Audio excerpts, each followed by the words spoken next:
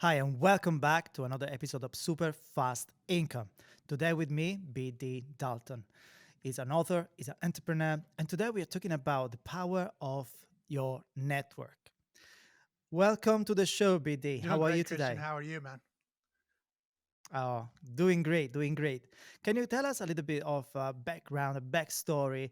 How did you become an entrepreneur, an author? Um, Entrepreneur and author. I basically in 2002 I came over to the UK from the US, set up an office for Edward Jones, which is a big, huge, amazing financial advice company in the States, and was helping them build their empire over here. In 2009, during the global financial crisis, Edward Jones shut up shop and went back home. I was a limited partner, so I thought I was made for life and I was doing everything else.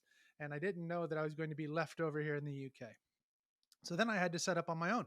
So, first round of entrepreneurism, looking at that in 2010, when I actually had to set up, my secretary of 8 years died of cancer. My father was over here in the UK, away from the US, and he got E. coli in his spine and definitely was having a hard time. We were in ICU, all this type of stuff, and I was trying to build my business. Over that time frame, I then looked back at my network and said, "Okay, I helped all these people. I'm sure they'll be here for me." And Christian, you know what? They weren't. They weren't waiting for me. They weren't there to help me. They weren't Ouch. sending me stuff. They weren't sitting back. Even though I request them, I'd say, Christian, I know I helped put your kids through school. I got you a job, found your best client. I really need your help. I'm just starting up my business and I just need, and it was radio silence. So I sat back and had to evaluate, what had I done wrong? What had they done wrong? What's happened here? And in networking, it's all about you. So I then sat back and in 2012 um, started my consultancy. Off the back of the consultancy, after having a great coach, after attending Tony Robbins and doing a couple of other things that you and I have in common, um, it made me reevaluate what I was doing. So I came up with True Gravity, a way to measure my network. Since that point in time, I've owned two law firms, bought and sold. I've I've bought and sold three different companies. I now have a board member on five different companies and own two companies myself, both in financial advice, consulting, and then we are an investor in other companies, startups, and scale ups. So there's a round robin we could hit on all sorts of stuff, but that's kind of where it all comes back for. That's a hell of a journey. So, how did you come up with this system, with this model for improving your network? I had to sit back and go, okay, so what are the things that make a good network? First of all, and if you go back to the root of everything, Simon Sinek's, start with why, all this type of stuff is, why do I find pleasure in whatever I do, and how can I make it so that what makes me tick, what makes my heart go boom, what makes everything else. If I died today, what do I want people to say about me? What's my personal brand? And it's really helping people, getting people out of their own way.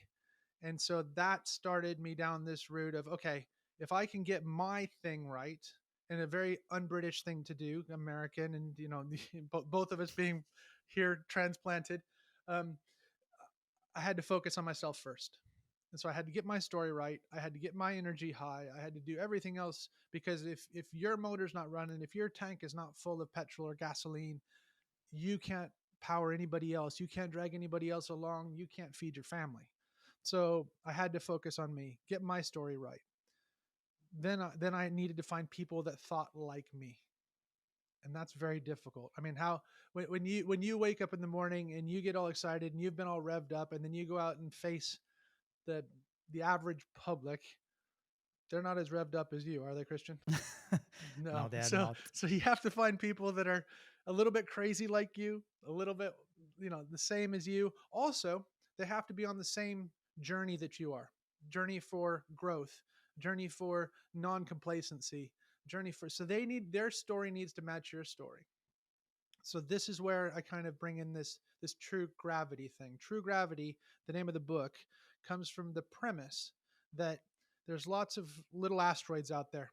I call mine Max because that's my son's name, and I call mine Max. So I want to be able to reach out without actually knowing Max to to drag him in, to drag him in without me having to even know him. So I've got to get my story right. Got to get my friend's story right. So there's one pull from me, my magnetism, my gravity.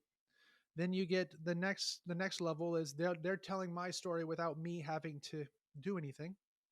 And then get this third level, so me, first level, which is my best friends. Then the next level, which is about 8 people that know you. It might be a BNI group, it might be just a group of people that you're in a marketing group with, whatever else it is, that know your story. And one of those people will know Max, and they'll say, hey, you should meet Christian. And then they say, then the next people layer level down will go, yeah, Christian's amazing. He helps all these people do this stuff for their selling and does all this stuff.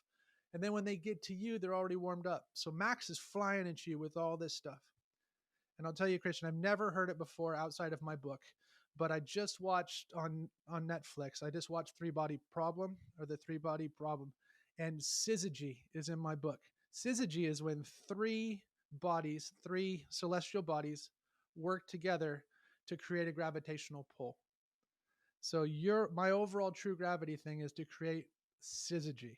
So I'm trying to create this pull on that asteroid, that person that's going to buy from you without you ever having to know about them. Which would be the best scenario. I mean, if someone introduces you, they're already warm, they already like and trust this person, so it already take a lot of the effort to acquire a client. And if you have 2 people already doing that, one word of mouth that they feel have no real drive to make you, get you new business, and your best friends pulling you in, you've got 2 levels of, trust breakdown. And that trust breakdown, or trust, Mhm.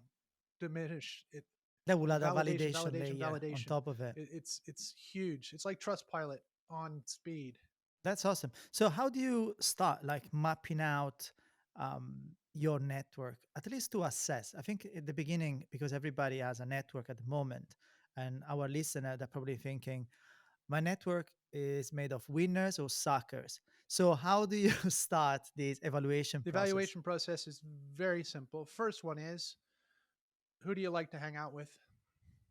That's very simple. If you can't want to have a beer with them, if you wouldn't recommend them, if you don't think that their product or how they deliver their product is up to your standards, or you would send your best client to, they're instantly out. Instantly. Because you don't have time for them. You don't have time. You only have energy, time, and focus, right? And so you only have so much energy. And if you have too wide of a focus, you lose it. You just lose it. So it's really getting down to who you could deal with. Once you figure out who you can interact with, the second thing is, who would be best served to deal with your type of clients. So who else is sharing the wallet of the clients that are out there? So, I love if that. you deal in high ticket selling Learjets, and you're trying to hook up with somebody who's selling 1,000-pound websites, probably not going to be the fit that you want for the right type of client. Or a printer. Nothing wrong with printers at all that are needed throughout the world, but you're selling Learjets, they're selling business cards. Big big difference there. So you kind of have to have that same overall client base. So you like them, same client base. Then you look at without knowing it, kind of from the outside, look at it and say, what part of the journey are they on? Are you 25 and they're 65? Are they getting ready to sell their business and you're just starting yours up? So you start looking at that life journey, and that's really how you start to evaluate it. And you could do it in an hour on a sheet. Most people, because they're starting off their business or reconfiguring their business or pivoting it, they can do it in 15 minutes. Really. If you go through your LinkedIn and you look at the people that are at your top of your LinkedIn, and the ones that always participate with you, or always share, say, like, celebrate, all that type of stuff, those would probably be your first ones. And I'll tell you what, you're going to get it wrong. So you're going to pick, what, Kristen's going to be the most amazing person. And we go out and you're like, No, I'm just winding down. I'm happy where I am. I'm doing this. You're like, dang, now I got to start again. So you're going to get it wrong, right? That's a Yeah. difficult part of this. And I guess this is something that is always changing, right? Because obviously business will change, they will change.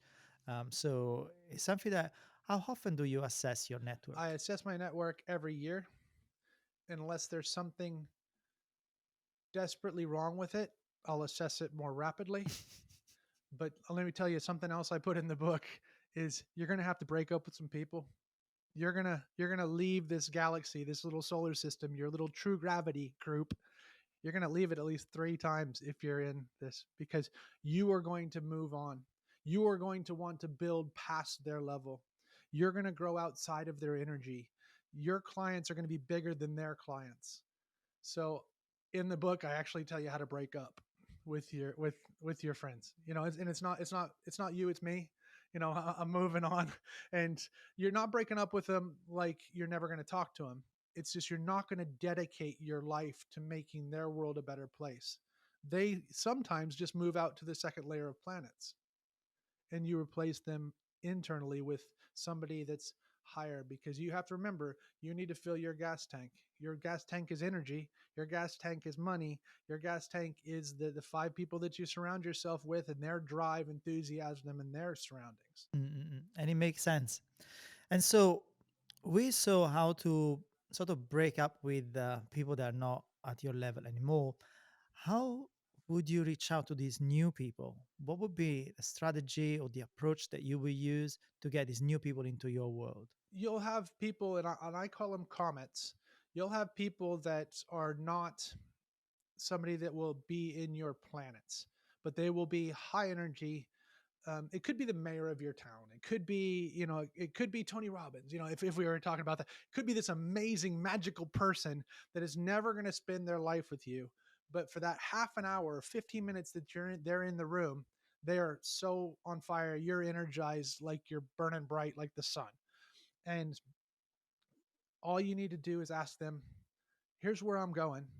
Who do you think locally in Europe, whatever else, that I should be hooking up with, that I should help me drive forward so that I can help them drive forward? Who? So you ask Mm-mm. your people around you who. You ask your best clients who. That's get other people to start referring people into you. Or you'll bump into them at a Mm. at a function and you'll say, you know what? Actually, Christian looks like one of my planets. I think this could work. I need to go have a coffee with him, see if we can hang out, see where he's going, and tell him, there's a spot on the A team. Do you want to come play? That's smart because you get a referral, so there is less friction when you reach out. It's like, hey, this person mentioned you and he think we should hang out. So it's not just a cold outreach from anywhere. It's like, I do this like a cold pitch. People don't like it, right? Yeah. So after you have these, what is going to be basically the how do you find your next group? So let's go a little bit back. Let's go a little bit Okay. backward.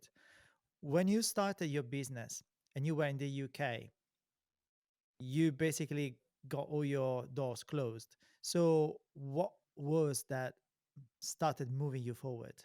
Like where were you looking for network opportunities? How did you get your business moving? I needed to. I looked back at the best clients that I had, also where they had come from. And in the beginning, you might not have any clients. You might only have friends. You might have people that got you into the business. I went back, looked at them, and said, what traits, what characteristics do they have? And so actually in the book I map it out. So what are the characteristics that these people have that I want to be around? That And typically we're all magnets, right? So and we either attract or repel. So people like you will be surrounded by people like you. Within 50% of what you do, they do. They could be sales, they could be marketing, they could be high energy, they could be podcasters, they could travel to Italy, and they could travel to the US. They could be all these things, but you will have the main people around you will have at least 50% of your traits. So I know that if I'm bringing you into my circle, there will be 50% of those traits will be somewhere in those. So 25% of somebody else that knows you will match up with me. 25% is a good starting off point. It's a great jump off point Mm-mm. for building some sort of rapport. And that's really where I had to sit back and go, okay, who do I want to be? Who in town shows up in the newspaper all the time at all the dinner drinks that I think I actually want to be around? Who do I think has the right type of clients for me? Who do I think would serve my clients the best, even if I don't get anything directly back from them? And when you find them, how do you forge this partnership? What would be a sort of agreement, or how this will develop over In time? the beginning, I sit down and I actually just build a marketing plan together with them, saying, here's if you're going to be on my team, if you're going to be with this, here's what I'm doing for you, and here's what I hope to get back from you in return. And we'll evaluate it later if you don't think that that's, if you can live up to that, or if you want to, or if it's just overloading you too much. We can evaluate that. Does that sound like a plan? Got it, got it. And so over time, you went through this process over and over, and this helped you to grow your business, you as a person, and build this network that is now serving you. So, what would be your next goal? My next goal is a bigger and better network. It's the next level up, and one of my planets will probably come along with me, and then the other two will probably turn into one of the other planets, one of the secondary planets. So it's that next level of people that we're integrating with. It starts off at just the basic entrepreneur, then moves up to the £500,000 turnover 10 employee entrepreneur, to the £1,000,000 hope, and then 5 million plus now looking for finance or looking to sell. And now we're past that. Now we're past the fives, not PLC, not trying to be the with the board of Cadbury or anything like that, but people that make a significant difference in the world, have significant wealth. And my big thing is, I believe that they also have to have time in their diary. So some of the people in my planetary, we go to the Formula One, we go to the golf, we go to the football, and we travel. So you have to have the ability to open up your calendar within reason. Everybody has families, but you have to be able to open up your calendar and control it. Have to have control of your business, and you have to have the financial wherewithal to be able to do fun, cool things. What do you think about the paid communities, paid masterminds, all sort of paid things to get access to a network, a I better think it's beautiful. network? I think it's a beautiful thing. I think paid masterminding, it takes away the sales, the organization, the all the other things that come along with it. But you also have to know that you're fitting into somebody else's rules. The mastermind group, we have next level groups. I've been Tony Robbins groups. I've been, Vistage, all these different types of groups. They're all great. And when you hand over, like to BNI, which isn't bad. I started over here with BNI. I was in BNI in the States, both times broke away and set up my own thing. But in the beginning, it's the structure that people feel safe with. And it's a great way to start. It's a great way to engage if you don't want to organize it. And your biggest challenge is time. Second biggest challenge is that leverage of finding the right people. And guess what? Somebody else's book, if they have to go out and sell and fill this mastermind group, it's their job to market it and find the right people that fit in with you. And they need to fit in with you, or else you won't stay and they have lost 2 sales. So, so, uh, so long answer short is, if you can't do it yourself, I think that BNI, Vistage, networking groups that you or I run or whatever else it is, and the masterminding groups are ideal for people that don't have the time or the wherewithal to build those type of networks. What is the advantage of the mastermind of the group that you run? And when do you think is the time to start running your own group, or lead your own people? I think the first mastermind you join, the first networking group you join, you're just joining, you're trying to figure out what it feels like. You're trying to figure out what you want out of it. You're trying to figure out who you're surrounding yourself with, and what traits do you want to surround yourself with, to emulate, do that type of stuff. Um, I think most groups, masterminds in general, 2 year lifespan. I think even ones that I would run, I'd say you pretty much then know everybody that they know. They've referred you into the majority of their people, and after 2 years, in general, they're going to refer you anybody anyways because they love you now. They already know you. You've gone way on trips with them. You've sat in meetings with them for years, helping them with their problems, all this type of stuff. So I'd say 2 years. Um, Also 2 years to switch mastermind groups. So let's say you were with mine, and then you got to the end of the 2 years, or you're starting, it starts to get stale. It's like a house guest. So then they should switch to yours. They should switch to Vistage. They should switch to, and it's, they could still be friends with the person that runs it. They can still be friends or work with you and I as coaches or whatever, but then they now have a new group of people that's already orchestrated and organized for them, or they've created themselves because they know what they want. So I think 2 years is probably your 18 months to 2 years is Mm-mm. probably your lifespan of a house guest in a mastermind group. All right. And you have run and you still run different companies. You've been involved in different businesses. How do you see this one inside an organization, this concept that you have created inside an organization? How would that work? So inside the organization, if are you talking about as in inside a company and using this internally for employees? Yeah. Um, I think that part of masterminding is being able to talk about your family, your business. So I think that in that that's a challenge for me because part of masterminding is finding new circles of people. And I don't think it's a bad thing. I just haven't experienced that part of it.